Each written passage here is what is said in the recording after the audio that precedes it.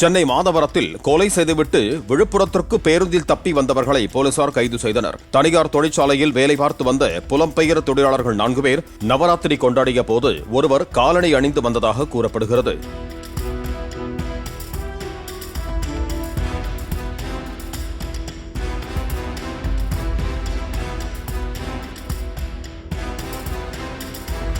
இது தொடர்பாக ஏற்பட்ட தகராறில் மற்ற 3 பேர் சேர்ந்து தாக்கியதில் பீகாரைச் சேர்ந்த நிர்லா குமார் உயிரிழந்ததாக கூறப்படுகிறது.